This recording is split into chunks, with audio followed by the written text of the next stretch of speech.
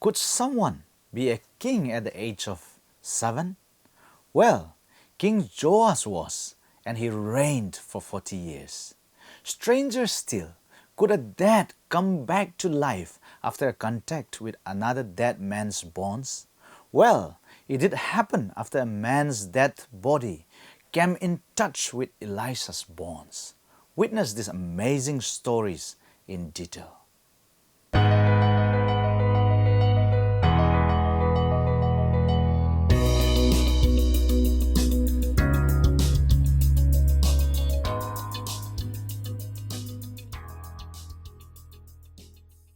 Dear brothers and sisters, what a joy it is to look forward to studying the Word of God with you.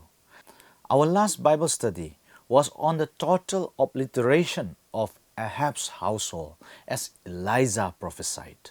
Jehu, the man instrumental in this, not only conspired and killed the 70 sons of Ahab, but Jezreel was hunted of all those close to Ahab, all his great men, close friends, priests, and even well-wishers from the southern kingdom. With regards to worship, Jehu did not turn away from the sin Jeroboam had caused Israel to commit, the adoration of the golden calves that were in Bethel and Dan. Yet, because he eliminated Baal worship from Israel, God rewards him with 4 generations of kingship on the throne of Israel. On the enemy front, Hazael, Aram's king, anointed and prophesied over by Elisha, became a thorn on Israel's flesh, aggressing and grabbing land from it. Meanwhile, in the southern kingdom, Athaliah, Ahaziah's mother, usurps the throne with violence and wickedness, till she was overthrown by Jehoiada the priest on her 7th year to install Judah's king Joash. I prayerfully welcome you and wish you a blessed study ahead. In this 12th chapter, we have the reign of Joash. In the 7th year of Jehu, Joash became king, and he reigned in Jerusalem 40 years. His mother's name was Zibiah. She was from Beersheba. Joash, friends, began his reign as a little child of 7. Can you imagine? And he continued until he was 47 years old. 40 years as king. The grand period in the history of this nation. His mother was Zibiah, you notice, of Beersheba. Remember how the mothers' names are often given because mothers have a tremendous influence on their children. Joash had a godly mother. Verse 2, Joash did what was right in the eyes of the Lord all the years Jehoiada, the priest, instructed him. How refreshing, friends, to do right in the eyes of the Lord. Verse 3, the high places, however, are not removed. The people continued to offer sacrifices and burn incense there. Revival, friends, did not mean, however, that everyone in that nation turned to God. Now you notice verse 4. Joash said to the priests, collect all the money that is brought as sacred offerings to the temple of the Lord, the money collected in the census, the money received from personal vows, the money brought voluntarily to the temple. Let every priest receive the money from one of the treasurers, and let it be used to repair whatever damage is found in the temple. The temple, friends, was in disrepair. It needed immediate attention. The priest took the money that was supposed to be used to repair the breaches of the temple and used it for other things. Misappropriation of God's money is fatal. Verse 6, but by the 23rd year of King Joash, the priest still did not repair the temple. Therefore King Joash summoned Jehoiada, the priest, and other priests, and asked them, "Why aren't you repairing the damage done to the temple? Take no more money from your treasurers, but hand it over for repairing the temple." The priests agreed that they would not collect any more money from the people and that they would not repair the temple themselves. You notice, friends, how Joash, a young king, under the guidance of God's Spirit, can do amazing things. God does not want our ability, God wants our availability. Verse 9. Jehoiada the priest took a chest and bored a hole in its lid. He placed it beside the altar on the right side as one enters the temple of the Lord. The priest who entered, who guarded the entrance, put into the chest all the money that was brought to the temple of the Lord. Verse 17. About this time, Hazael, remember that name, king of Syria, went up and attacked Gath and captured it. And then he turned to attack Jerusalem.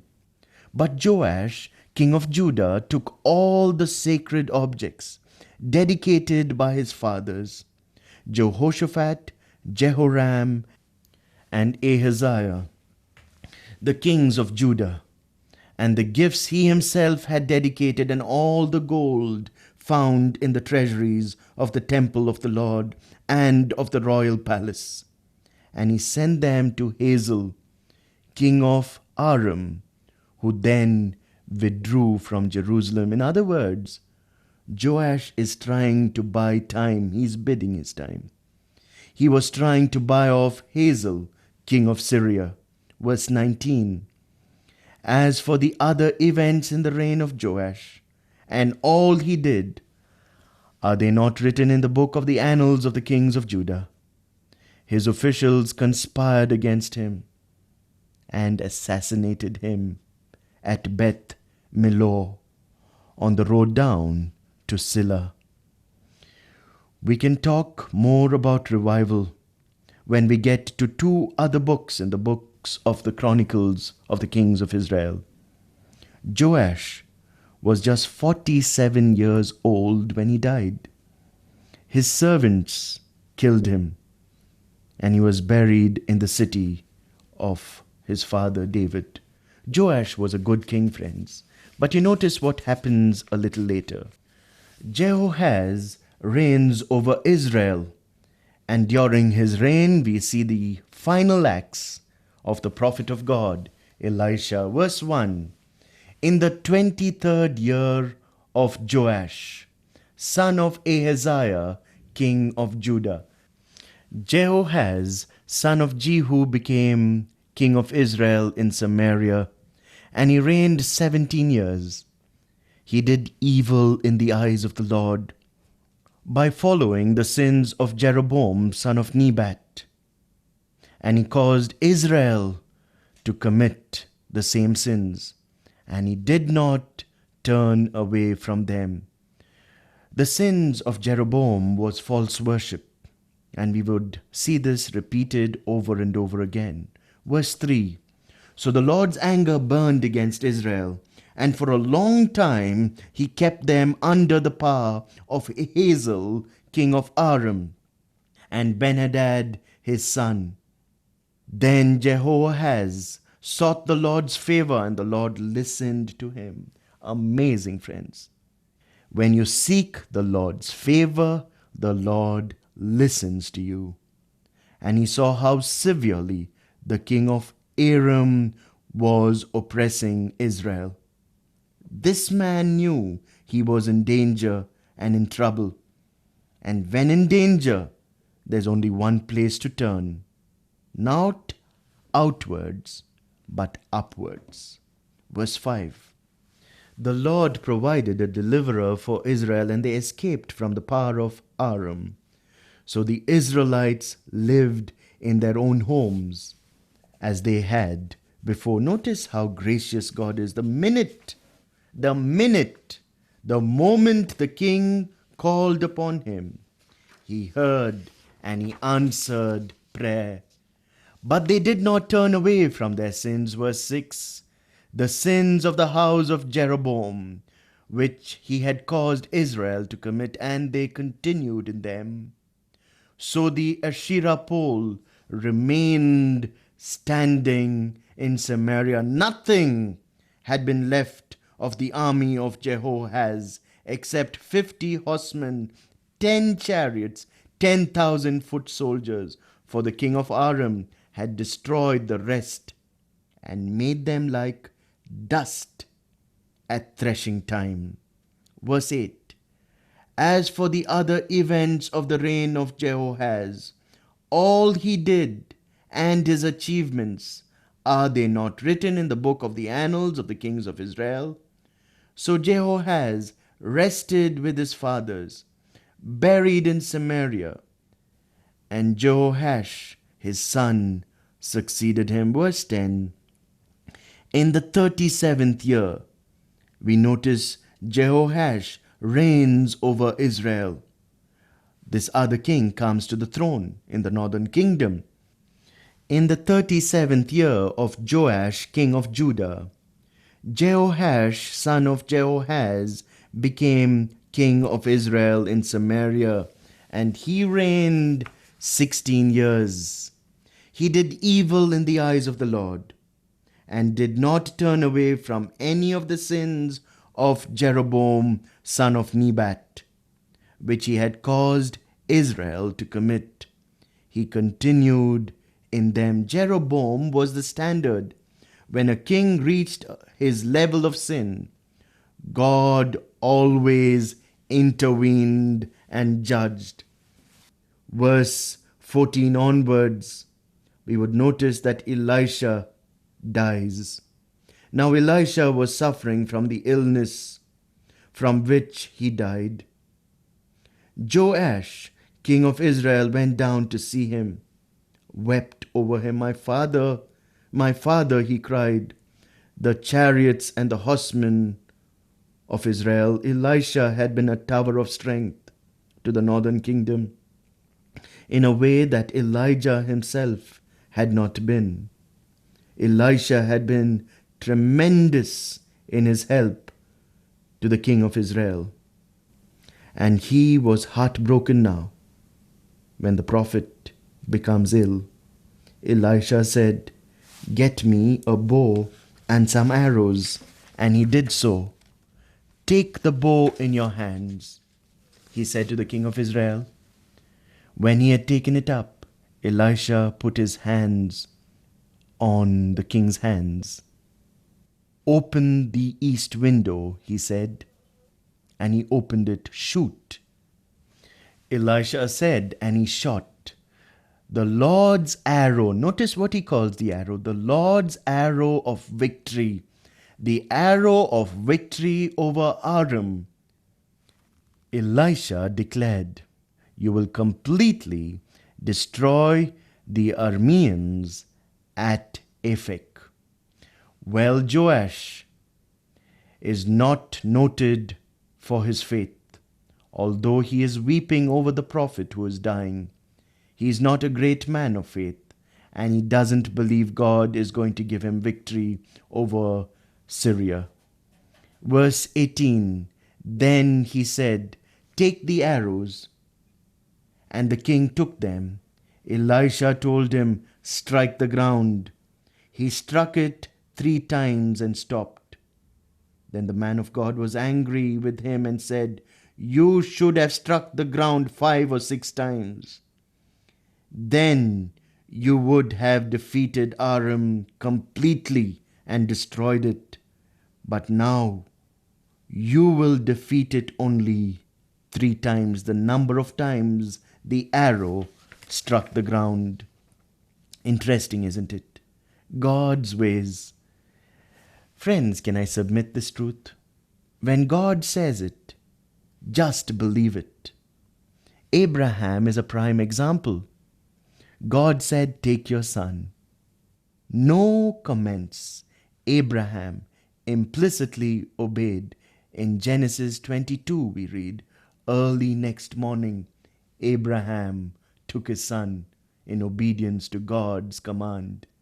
Obey, friends. Notice what a great loss because of disobedience to this nation of Israel. They could have destroyed the nation of Aram completely. Now, verse 20, Elisha died and was buried. Now, Moabite raiders used to enter the country every spring. Once, while some Israelites were burying a man, suddenly they saw a band of raiders. So they threw the man's body into Elisha's tomb. When the body touched Elisha's bones, what happens? Verse 21, the man came to life and stood up on his feet. Can you imagine? Even in the death of Elisha, in his death, there was miracle working. What a tremendous tower of strength this man Elisha had been. Even when he died, he could work miracles. Some of us, even when we are alive, we can't. But notice this power of Elisha's God, not Elisha, but Elisha's God. Verse 22. Hazael, king of Aram, oppressed Israel throughout the reign of Jehoahaz. But the Lord was gracious to them, had compassion, showed concern for them because of his covenant with Abraham, Isaac, and Jacob. To this day, he has been unwilling to destroy them or banish them from his presence. God, while he is punishing Israel with the word of Hazael, he does not allow the oppression to go too far because of his covenant. God is a covenant keeping God, not because of us, but in spite of us. Verse 24, Hazael, king of Aram, died, and Ben-Hadad his son succeeded him as king. Then Joash, son of Jehoahaz, captured from Ben-Hadad, son of Hazael, the towns he had taken in battle from his father Jehoahaz. 3 times Jehoash defeated him, and so he recovered Israelite towns. Is that a coincidence? 3 times? No, it is prophetic. In other words, as his faith, so it was done to him. 3 times God gave him victory. We have to conclude, friends. Have faith in God. Have faith in God. Faith, friends, is the ability to trust what we cannot see. And with faith, we are freed from the flimsy enclosures of life that only fear allows to entrap us. Fear entraps us. The only antidote to fear is faith. Have faith. It was faith in God that rescued Israel. It is faith in God that can rescue you and me. God can do wonders, but all he requires of us is faith. Remember, Jesus said, O you of little faith. Let that not be said of you and me, dear listener. Let us put our faith in the one who can move mountains. Truly, dear friends, we continue to witness and learn that God-fearing parents often raise God-honoring children. While Jeroboam becomes a symbolic personality, a standard for the northern kingdom, Joash too raised a God-fearing son, Amaziah. It is so good to hear about lives that fear and love God, and we could only wish there would be more. Secondly, faith helps us to keep going and also leads up the path to victory. It is only from trust in God that miraculous deliverances occur. Thirdly, God's mercy on Israel never fails. As He was gracious and compassionate to Israel, so is He with us today. As I bid you farewell for today, My prayer is that you will keep growing. Make Jesus proud always.